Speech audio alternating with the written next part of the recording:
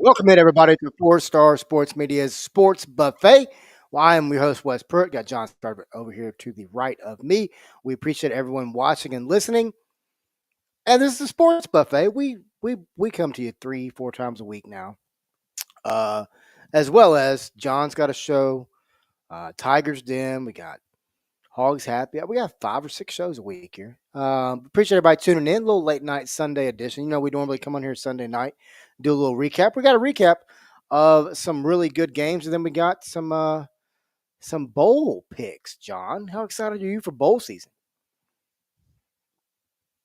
Very excited because it is bowl season. You got to see some games that you don't get to see very often. You get to see some big matchups regarding like SEC versus ACC, SEC versus the American.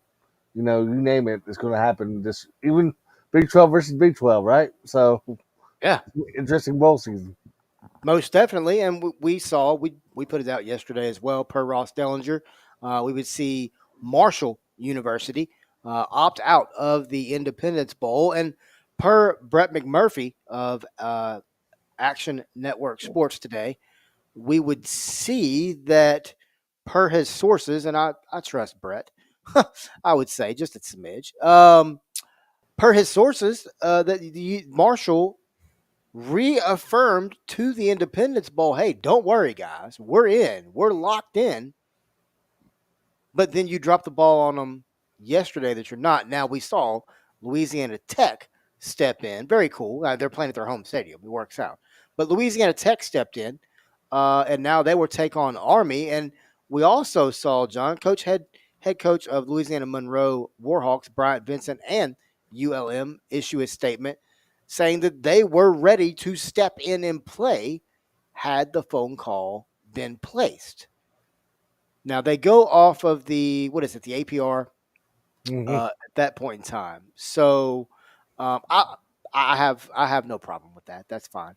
But it was very cool to see Louisiana Tech step up, step in, and hey, it's going to be a very good matchup now. I think between an Army team who we're going to talk about here in just a minute, and a Louisiana Tech team that Sonny Crumby and them have. He's done a pretty good job. They're 5-7, but done a pretty good job there in Shreveport. Yeah, let me first of all give you my thoughts on this whole University of Marshall thing. Um, People are saying, well, the AD is to blame, and I kind of I'm thinking, why are they blaming the AD? But I think I know why they're blaming the AD. Even though Marshall fans are kind of upset about it because you let a guy go that did a pretty decent job at Marshall to lose him to the bottom of the team in your league in Southern Miss. I think if they kept their coach and the coach that they got, you wouldn't have seen that many players option out or even enter the portal or whatever they've done the last couple of days. So a lot of people are blaming the Marshall Athletic Department by blaming them by not signing a new contract for coach, who now is taking his talent down to Hattiesburg, Mississippi, and the Southern Miss Golden Eagles. So yeah, it is sad. It hurts these seniors, for example, too, because they do have a life outside of football where they could basically be drafted or even be a free agent. Maybe it's hurting their, like we talked about last week, their draft stock. Yep. So that's my 2 cents on why Marshall is not playing that game. Maybe that makes more sense because you let a coach go and you didn't renew his contract. Of course, there's still two sides of that story that we don't True. know about. So True. Yeah. And I mean, we are very excited to, John, you were on some calls this year too. Continue to talk to the Sun Belt Conference. We talked with Will Hall there at Southern Miss this year. We will continue to talk with Charles Huff, which is kind of crazy. Yeah, we talked to him with Marshall. We actually asked him about during the We Are Marshall, during the honoring of the plane crash. We asked him how he keeps his players ready for this, and he said it's a continuous thing all year long. That he used to do it all in one week, and he realized it was way too much for everyone involved. So he's decided to kind of spread it out throughout the year. And I mean, I know he's not there at Marshall anymore, but I do like how he was doing that and honoring them. But he's now in Hattiesburg. We know a little bit about Hattiesburg, John. When that team is good, that place is rocking. We know that. Hmm. The Rock, as they call it, there in Hattiesburg. I'm very interested to see how he can turn this team around. Not just how, as far as roster management, roster rebuild, things of that nature, but how does he turn them around in the win and loss column? Can he turn them around and do very similar to what I think Butch Jones has done over in Jonesboro, and that's completely rebuild the culture of a football program in a winning fashion. That's going to be a lot of fun to talk about. We talked about Army and Marshall, so John, let's talk a little bit about the Army Navy game. You head to fourstar.live. There's a few articles out on the game. And we talked about it. This was the most successful these two teams had ever been coming into this game. Win wise, they were combined at the time, they were combined for 19 wins, the most ever. Number 20 was going to be interesting because one of these two teams would have to lose. If you looked at the article at fourstar.live, we gave three keys to success for each team. And when you look at the Naval Academy, we gave two of the three uh, was how they won the football game. And that's Blake Horvath had to outduel the Daily Occurrence, which is Bryson Daly, and he did. And number two was points off turnovers. You look at Army, they got a Navy interception them. That interception turned into 7 points for Navy. That was a big 7 points at that time in the game because it then began to open up that lead for the midshipmen. But 31-13, John, they completely ran away from it for their ninth win on the year. Head coach Brian Newberry would say, Coach, he would say, I think they're like us. We want to be significant. He was going to say, I think we were both this year. And I think because of that, maybe there was a little more significance, a little more interest maybe in this game. But 311 yards, four touchdowns accounted for Blake Horvath as he also threw for 107 yards and ran for 204. He is now the only, I'm sorry, he is now the, he is now he finished one touchdown pass away from breaking the all-time record for Navy quarterbacks. He's tied for the most in a season, which is 13. He entered the game with 11. Um, but then with him running for over 204 yards, he's now the first quarterback in Navy history, or one of the most recent quarterbacks in Navy history, to run and pass for over 1,000 in a season. Last being the guy you remember, John, Malcolm Perry. Yeah, Malcolm was very special. He was, man. Big time win for Navy as they now move on to take on the Oklahoma Sooners. And then Army moves on to take on Louisiana Tech. We would also see a University of Army member of the roster enter the portal today. And there was a lot of conversation on whether this can happen. So the way it works is, as long as you any time before you're a junior, you can enter the portal. If you enter after your junior year, you owe the United States 5 years of service. Hmm. So there's a little bit now. None of these players are eligible for NIL. That may have also had a factor in this young man entering the portal. And when he did, he knew he could get out and make those decisions. But John, two questions real quick. By the way, thank everybody watching and listening. Right now, we appreciate everybody over on YouTube at our channel there, Four Star Sports Club, as well as on X, Four Star Sports Media, and over at Hogs Happy Hour. Appreciate everybody tuning in. If you are watching on YouTube, you want to throw a comment out there, we will get your comment up on screen as well. Um, but John, what's your thoughts on the service academies, how they do the transfer portal? which I just described. And then number two, what was your thoughts on how Navy really just dismantled this Army football team? Yeah, first of all, credit to both teams by still playing this game in general. Next couple of years is going to be interesting where they actually play these games, like we talked about the other day. But to answer your first part question, the player that we're talking about is Kanye Ode from Army, the running back that played yesterday against Navy, and they just ended up losing that game, like you said, 31-13. But let me talk about the game first of all. You got to credit Navy's defense by getting 3 turnovers on defense, and this is Horvath's first game in over a month too. So the way that he came back after being out for a whole month with an injury, credit to him. He showed out, and I didn't know he was going to play that game until like 5 minutes before the game because it was questionable all week and it was kind of doubtful, according to some reports too. But hey, he wanted that rock, and he got the rock. He ran for, like you said, 204 rushing yards on 25 carries.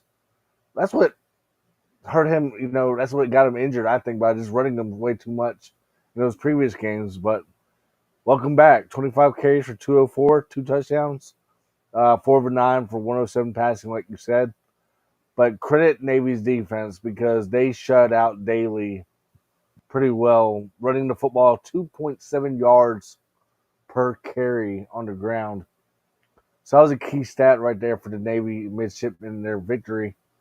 But yeah, credit to both academies on a hard fought game. Too bad this game doesn't count to standings and whatnot because I don't know if you saw it or not, but the Army Black Knight Cadets had AAC championship or champs lining up, right at the coin toss yesterday. Mm-hmm. So that was pretty interesting to see the least. But yeah, to answer your question about the portal, I think that's a good idea, to be honest with you, Yep. because there's also a rule. I think if you declare for the NFL draft early, you gotta serve your time as well before you actually get to go play in the NFL. Mm-hmm. So that's one reason I can understand. I agree to the academies for doing that because they do the same thing for the NFL draft. I believe if you declare early for that, you Yeah. get drafted. Yep. For sure. So, John, when you look at around college football, Mm-hmm. of course, right now, everybody is gearing up for bowl season, right? Everybody's excited, everyone's ready, but are you, John? Are are you ready for bowl season? I am, but until like we're just finding out more daily on now who's actually going to be play. Like it's crazy because some players have entered the portal, right? Mm-hmm. But they're still going to play for their team, although they entered the portal. Like Yep. Western Kentucky's quarterback, for an example. Tulane's backup quarterback, for an example, is another one. Yeah. So, I mean, to me, if you want to leave, go ahead and leave. That's how Yeah. I feel because yeah, it could hurt your team's mindset a little bit, but again, you are going to be playing for your brothers when you got started throughout the year too. So I'm 50-50 on that point of view regarding that. But like you talked about, I mean, it's all because of the academic calendar, right? Yep. So why not go ahead and just jump on a new team that you want to play with or even go on visits? Because what classes start again in like 2 or 3 weeks, right? So Yeah. that's I mean, you're going to see more players option out or enter the portal in the next couple of days again, over and over. Yeah, I agree. And the other thing is this, John. I mean, we saw the Penn State backup quarterback today, Or literally 3 hours ago, in. tops, right? Yeah, exactly. Yeah, I mean, maybe 2 hours ago, right? So he literally said in his statement he was in his back against the wall situation. He had to make a decision because of the way the portal lines up. He's not even. It's now just not affecting the quote unquote meaningless bowl games that everyone wants to just completely raise hell about. Guess what, folks? It's now affecting Penn State in a college football playoff bowl game. Those games matter, right? Remember all the fans that say, hey, if it's not a college football playoff game, we don't care. Well, here you are, folks. Well, it makes you wonder if they're going to get rid of early signing day in December. Then that's the case too. Would they push it to like January, February, and then the other signing day that they got, on second semester, are they going to push that back a few months to like maybe March or April? But I mean, can they with all the different? I mean, you got high school calendar, you got collegiate calendar. I mean, I don't know, man. I mean, it's frustrating because you look at teams like Marshall, for example. I mean, as much as people are hating on them for not playing in the game, they have 36 players in the portal. 17 of those were on their starting depth chart in the conference championship game. Crazy. That's a lot. Yes, I made a statement last week on the show. Calm down, folks. It's not the entire roster. True, it's not. But at that point in time, there was 24, 20 or 21, 22. Now there's 36, 37. That's almost half your roster. Well, it makes you wonder also, like, how much high school seniors can say, hey, I got the academics to go ahead and graduate early. Oh, you mean early enroll? Right, I know some players are early enrolling in January. Right. They're, in colleges and whatnot. Yeah. But are you going to see more players now? Like, I know some players right now are basically trying to enroll early, but they just can't. Because certain high schools out there will not allow that to happen right now. Yeah. I don't know why that doesn't make sense to me. If they have the grades like a 4.0, just go ahead and let them graduate early and just, 100%. That's one reason, if you remember right, I think the NCAA got rid of that GPA requirement or ACT score too. So if they got rid of that, then why are these kids getting penalized for staying at their own high school still, to finish second semester? For what? Yeah.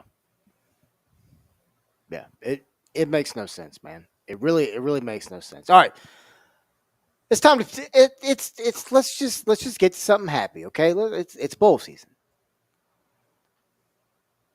Now tomorrow we are going to have a Tiger's Den episode. We're going to record it. We're going to bring over we're not going to tell you who we're going to bring over. You're just going to have to listen to the podcast and find out. Sorry. But let's go ahead and get into it, man. Let's get some bowl picks. I've got my answers. John's got his answers. We also have Blake Hoke's answers as well. Blake is currently fighting a thing called South Arkansas Internet. For those of you who don't live in South Arkansas or the state of Arkansas, you don't get it. By the way, shout out John Calipari. Had a nice conversation with him tonight as I was selling his wife some shoes. So shout out Coach Cal. Appreciate the conversation, Coach. I appreciate you taking 10 minutes out of your day, out of your night, I should say, to come by and shop at Dillard's. Appreciate you. Anyway, that was just kind of a cool moment, man. I just happened to recognize his wife, and his daughter was there with her dog. So yeah, with her dog. Yep, with her dog in her arms. All right, man. Let's now we've already had 2 bowl games be played. We had these Cricket Celebration Bowl. Jackson State got the win 28-7. By the way, John, Jackson State's first bowl win in quite some time. Just want to bring that up real quick. And there were underdogs also in this game too. They were. And then we saw a game that you and I talked about, the Salute to Veterans Bowl. Where kudos to this referee, by the way. His name slips my mind. But before he made the first call of the game, he saluted. I loved it. I thought it was cool, man. But South Alabama gets a big win, 30-23. What's your thoughts on South Alabama, John, as the Jaguars finish the season 7-6 on the year? Well, before the season started, I think we predicted them to go like 7 or 8 wins and maybe surprise some people. So Yep.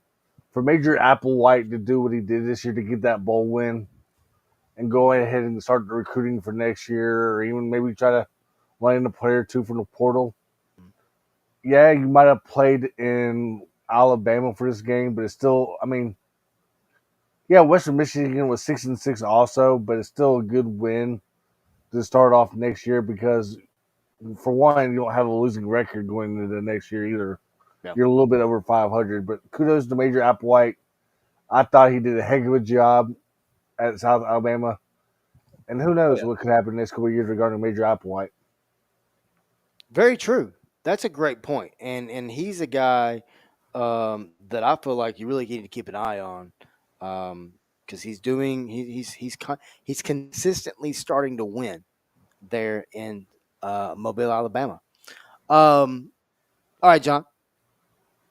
Up next, man, we've got the Frisco Bowl. Kicks off Tuesday night, 8 p.m. Number 25 Memphis Tigers come in 10-2. Uh, Number 6-6 West Virginia as well. West Virginia now has a new coach. Rich Rodriguez is there. Memphis is a 4.5 point favorite, 58.5 over under. What's your thoughts on this game? Game, John. First. I think it's going to be a good game. Like the point spread started out at 3.5 for West Virginia to be favored. Mhm. So the odd makers in Vegas knew something was going on for West Virginia. I guess they even forgot where Seth Hennigan is from. Maybe that's Yes. why West Virginia was favored. Who knows? Right. But no, credit to West Virginia for and Ren Baker for having. I know it's a down year for West Virginia. You let Neil Brown go, which is still kind of like a shock to some people. Um, West Virginia still has a good quarterback and still has a decent running game. So could you very well see a high scoring game because well, we're not going. I'm not trying to spoil it for tomorrow, but Memphis did have 3 players enter the portal on defense. Yeah. This week. All on the same day. Yeah, on the same day. So it's gonna be, I mean, hopefully, maybe these players that enter the portal, maybe like Coffee, for example, Yeah. he'll be a grad transfer anyway. So hopefully, Right. he can finish on what he started at Memphis and play in this ball game. Yeah. But yeah, West Virginia 6-6, Memphis going for their 11th win. Yeah, people are still upset about not winning the American, but guess what? You're still playing the bowl game. You still got 11 wins under your belt, possibly happening. So enjoy Frisco. Enjoy 45 minutes away from Dallas. Just enjoy Tuesday night, 8 o'clock. Yeah, I agree, man. I just enjoy the moment. You're 10-2, a bowl win, and I've been saying this for 3 weeks now. A bowl win equals the 21st win for this team in the last 2 seasons, which would be the most wins in a 2-year stretch of any Memphis program in its 109-year history. Let that sink in. Let's think back 14 years ago. Think about Or where that program was in 2010. or 1997, 1998, 1999, I was 2000. gonna say, I mean, not that anybody's gonna remember this. Some folks will, but think about the 90s. I mean, yes, Chuck Stobart won 6 games 3 times in his career, but at that point in time, there wasn't 35 bowls. Mm-mm. And then Rip Shearer comes in, and I don't think Rip laid a foundation for what we see today. In my opinion, Rip Shearer helped lay a foundation for what we see right now. He might not get that many wins, but he sure did get that big win, 96. He does, and I mean, of course, all Tennessee fans hate anytime that game is brought up. I get it, Yeah. but then you see Tommy West come in behind him,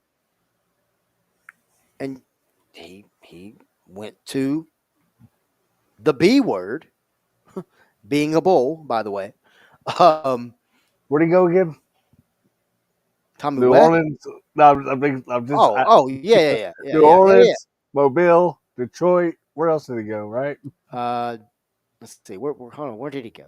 No, I'm just trying to I'm trying to be sarcastic to the Oh no, fans. yeah, yeah, Yeah, yeah, no doubt. But he went to New Orleans. He went to Mobile. Detroit. He went to Detroit, and then he went to another one. What was the other one? Was it? No, it wasn't Birmingham. It wasn't Birmingham. That was Fuente. Um,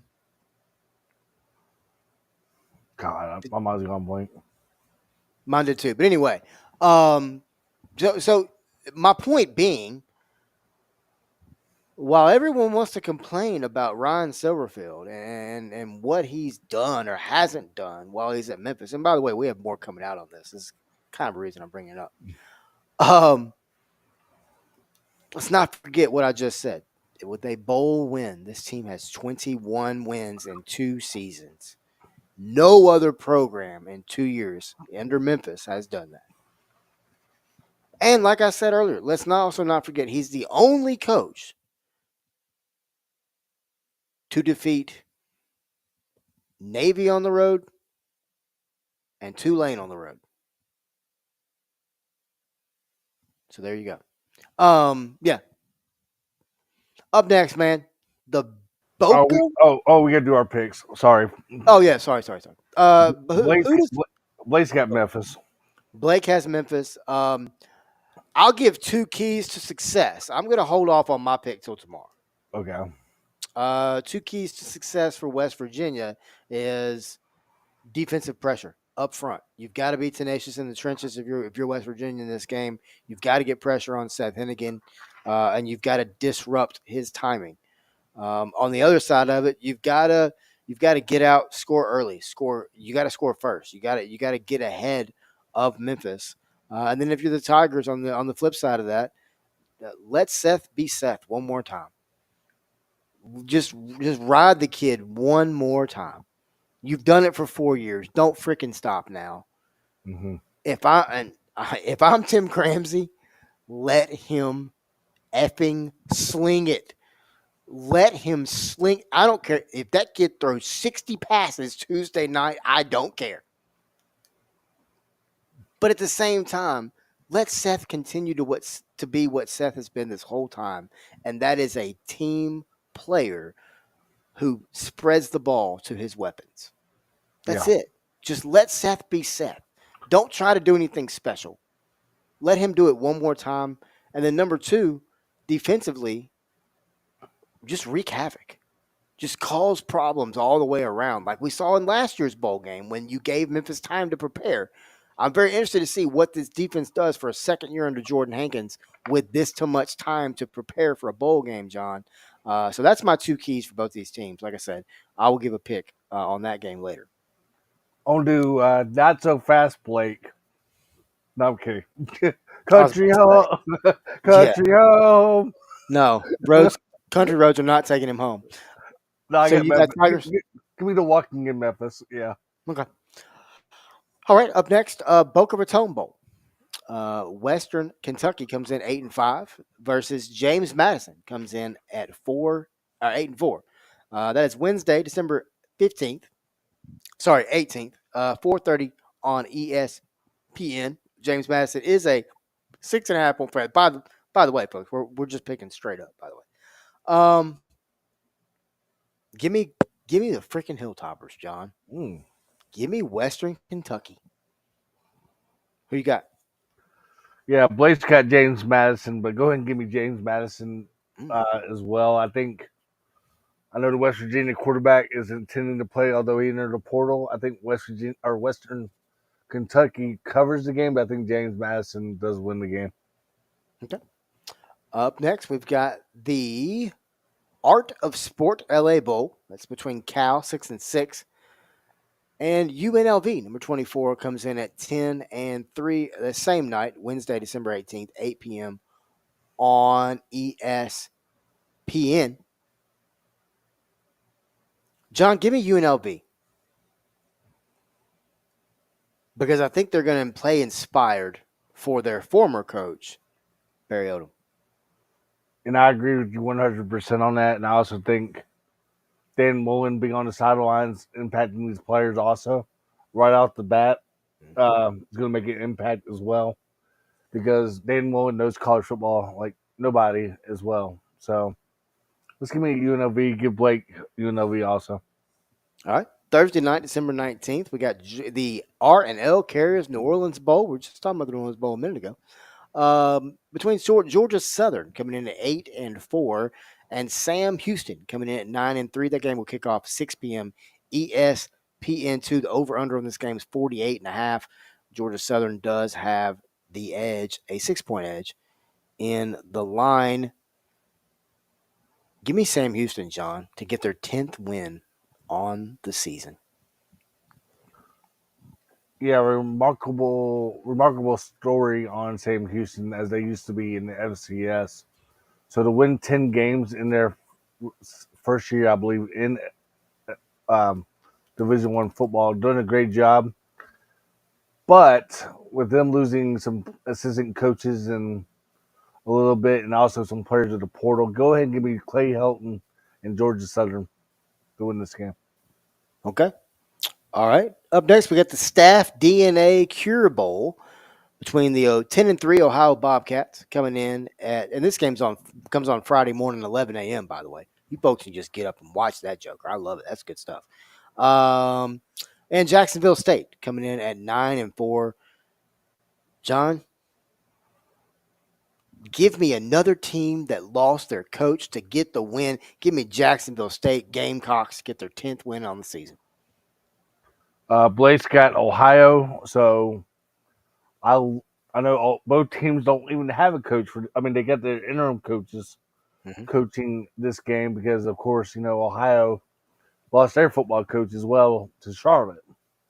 So Rich Rod going to West Virginia. So you know what? Give me Ohio. I love their quarterback play, and I also love their running game right now because it's running Yep. over 200 yards, and I think that's what hurt.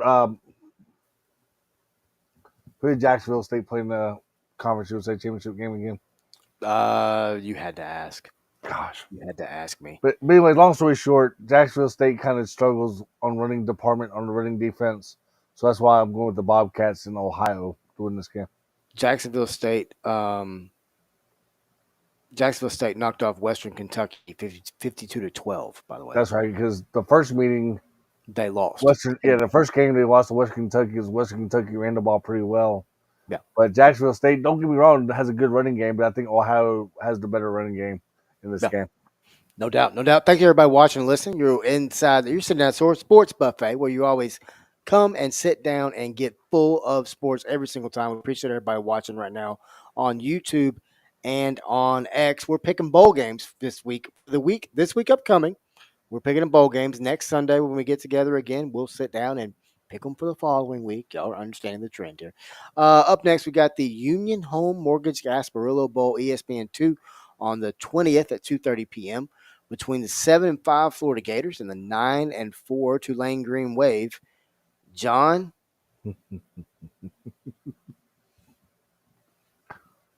ever since I asked Billy Napier how he felt, and when I say I mean I, about how he felt about being on the hot seat, Mm-hmm. I think I lit a fire under him, John. I think the whole country did too. And you know what? Give me a win again. Chomp, chomp. 8 wins for the Florida Gators. And I'm starting to think that Ben Chase was in this ballpark of 7 or 8 wins now that I think back to our conversation with him. No, Ben had them too. What are you talking about? Okay, well, then no, he wasn't. I don't know if he did or not. I'm just making that number up. But Right. but yeah, credit to man. First of all, John Summerall done a hell of a job Yep. his first year at Tulane. I don't care if it's Willie Fritz's players or not, but to win that many games in his first year at Tulane, 100%. people are saying, well, guess what? It should have been Memphis in that AAC championship. But Tulane won the games that mattered the most this year, and Memphis didn't. All you had to do was just I know, but still, people are still griping about John Summerall at Tulane, how he shouldn't have been in the championship in year one. Yep. But I guess people forgot where he's been in his winning days at Troy, right? Mm-hmm. But I know we're just picking points straight up, but Florida's a 14-point favorite right now against Tulane. So if you're betting money on this game, good luck. Yeah. But anyways, like you said, Billy Napier, hell of a turnaround. Their defense, to be honest with you, the last couple of games, man, Cam Jackson and company have got turnovers for their defense. And when you only lose to Tennessee by 6 points in Neyland in a game that you should have won also, Yeah. go ahead and give me the Gators because I love how DJ Lagway has been playing lately. So give me the Gators all day in this one. No doubt. John, before we start these next picks, I do want to tell everyone watching, listening, head over to Four Stars Facebook page now. We've got a link for our bowl pick'ems and our bracket challenge. If you want to get in and you want to watch these challenges, or you want to get in and pick against us, feel free to jump in. Whoever wins this challenge that's not one of us is going to be able to come on, talk college football, be able to talk about the playoff, all that type of thing. You're going to be able to come on and talk with us here at Four Star. So, John, it's time to start picking some playoff games, man. Even if you got picks already submitted, you can still join the group. 100%. I just pick some games. I don't care.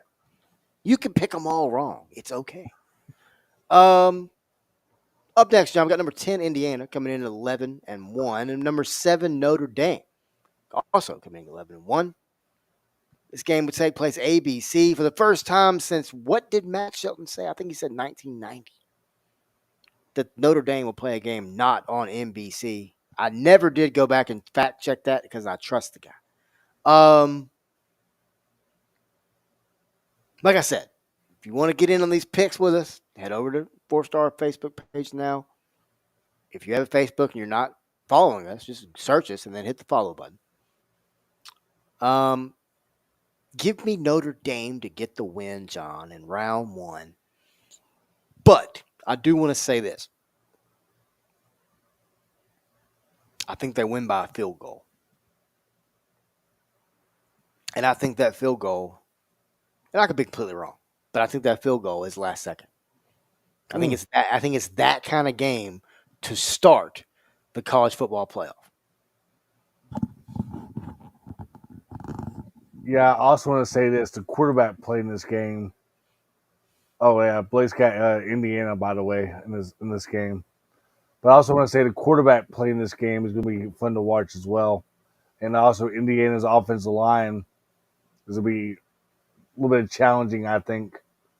Challenged up front a little bit because we know this. Marcus Freeman is a defensive guy, and kudos to him for signing that new contract tonight as well. Heck yeah. So Marcus Freeman done a hell of a job at Notre Dame. So if anybody wants to bash the guy, there's no bashing for him. There's no He's been a winner. He's been a winner everywhere he's been, especially the Cincinnati days as well as their DC. Yep. But that's one reason I'm picking Notre Dame as well, because of their defense to Marcus Freeman. Also, 26 degrees at kickoff.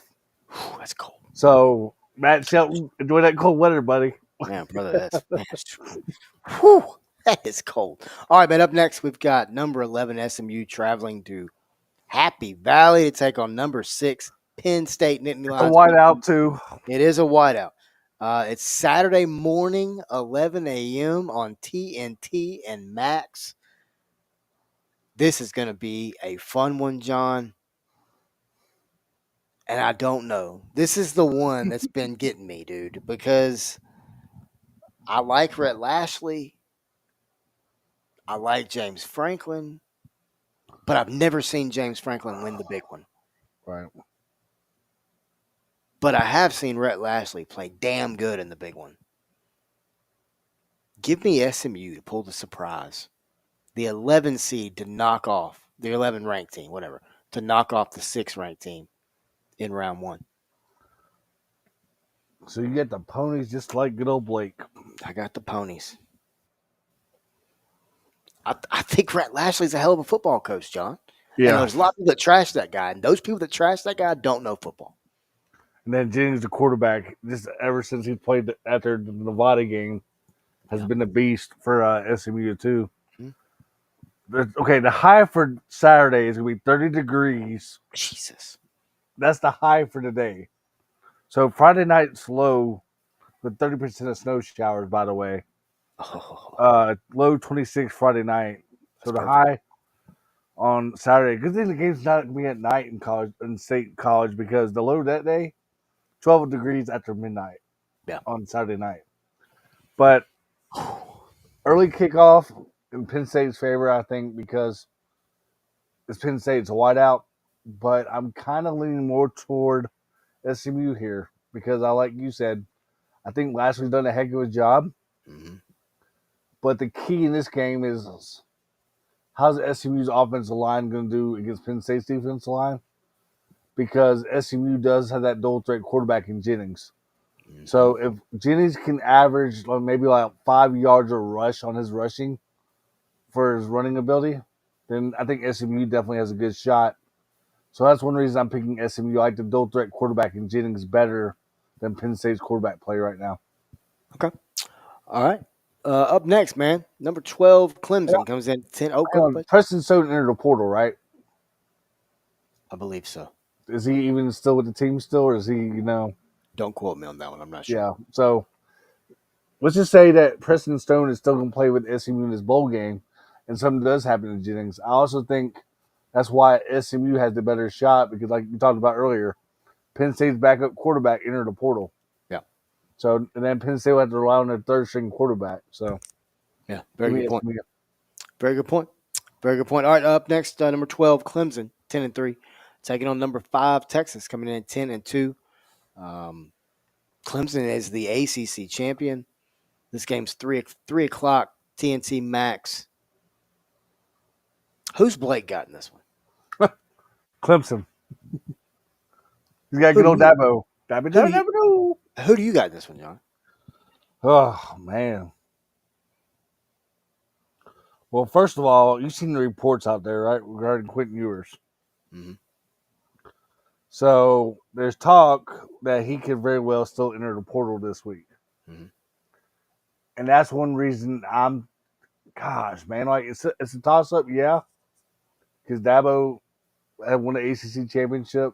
Mm-hmm. Texas, I think is a little bit banged up at certain areas. Quentin Ewers is kind of banged up too. But go ahead and give me Texas. I think Texas is going to make a statement in Coach Sarkisian. I think they're not going to make a statement in a big win, but I think it's going to make a statement just to say, all right, the Quentin Ewers rumors can be quiet for at least another week or two. Because I think Quentin Ewers is going to be. The thing is also, Sarkisian also made a statement last week after they lost the Georgia game. They should have used Arch Manning a little bit more. Mm-hmm. And I also think this game against Clemson, you're going to see a little bit more of Arch Manning running the football too, because he's a good runner. So Yep. go ahead and give me Texas because you'll see a little bit more Arch Manning on the field too. Okay. Give me Clemson. Give me Clemson to get the win. There's something about Dabo Swinney, man. John, you were on the call with him. That guy's motivating, man. Mm-hmm. The way he talks, he owns everything about himself. He owns everything about everything he's done for Clemson, and he'll tell you every decision I make is for the betterment of this university, of this program. Give me Clemson, man. I think they're playing some really good football under Dabo Swinney, and they're going to continue to play good football under Dabo. Up next, John, I think this may be may end up being the best game of the whole damn playoff. To be honest with you, but number 9 Tennessee 10-2 travels to the Shoe to take on number 8 Are you Ohio. sure they traveled to Columbus? Yes. Are you sure? After hearing this report this week, I mean, they got to get there somehow. no, I'm just talking about in general. Oh yeah. 7 p.m. ABC. Give me Tennessee to get the win because I think that the defensive line for Tennessee is going to overpower an offensive line for Ohio State that is banged up right now, has had issues really all year long. Mm-hmm. And you look at the last 3 or 4 games this season, they definitely had issues. So, give me Give me Tennessee, man, to get a big win in the first round. Yeah, Blake's got Rocky Top as well. Um, I also want to say this. Yeah, Ryan Day is safe, according to Ross Sport, the former Ole Miss athletic director, now Ohio State athletic director. Um, but can you imagine if Tennessee does go in there and beats Ohio State next year or this Mm-hmm. year, Mm-hmm. and Ryan Day still has a job next year, but his seat is going to be a whole lot warmer going into that first game this year. But yeah, whoever the Tennessee fan was to get that passcode to buy tickets in advance, kudos to him, man. Because hey, you got tons of Tennessee fans using that passcode to get those tickets early, and they got them off them Yeah, they did. before Ohio State Bumped was the able shit to. out of 'em. Yeah, so because now we're hearing that it's gonna be like a 60-40 turnout. It's gonna be like a home game, in other words, for Tennessee fans to Yeah. make a trip to Columbus. But like you said, defensive line right now for Tennessee is playing out of their minds. Omari Thomas, former Briarcrest kid out of Memphis. I also think, like you said, Ohio State's offensive line is banged up. They have no running game whatsoever right now. It's been a big disappointment the last 3 ball games in the running department for Ohio State. Mm-hmm. And I also want to say this: Dylan Sampson should have been up for more awards this year as well. Yeah. And I hate that he did not even get recognized that much at all. He had 22 rushing touchdowns this year for the Tennessee Volunteers. When in years past, you usually see a Josh Heupel passing team. Yeah. But a 22 rushing touchdowns for Sampson, and he has not got a single much recognition at all. 256 carries, Wes, for like 1,400 yards. Come on now. Yeah. Yeah. He can play. And then Nico, got to give him a lot of credit too for battling Yeah. as well. After that Arkansas game, people wanted to doubt him, you know. But go ahead and give me Tennessee also, as much as it kills me being a Memphis fan. But I got to go for Tennessee. You got to support the locals. And I also think the kicking game is getting better for Tennessee too as of late. So go ahead and give me Tennessee to pull the upset in Ohio against Ohio State. Yeah. It's going to be a very exciting first round, man. It's going to be a lot of fun. And what else was a lot of fun was this whole Heisman race has been a lot of fun to watch. Mm-hmm. Now it's a split decision on who you think should win. That's personal opinion. When you watch last night, you see what happened. You see how Travis reacted. Travis's speech was probably one of the more transparent speeches I've ever seen. The way he spoke directly to his father in that camera Mm. was incredibly mature of the young man. And for as many people who uh, uh, talk down about the kid, there's one thing you can't talk down about. That kid's a hell of an athlete. I know snaps is people are like, oh, snaps isn't a stat. Well, if it's not a stat, why do they keep it? Why do we know how many snaps he's played if it's not a stat? But you can't take away, you can't diminish what he's done this year. Incredible stuff, man. Incredible stuff. Congratulations to that young man. Well deserved, first and foremost. Well earned. And when you look at Ashton Genty, his name is never going to be forgotten. It's always going to be Travis Hunter won. And this is what Ashton Genty did, in my opinion. What about you, John, as we close up? Yeah, my closing thoughts on this as well. I just want to say, looking back at it, I think the right man won it. If you can play both sides of the football the way that, and not even taking a break really either.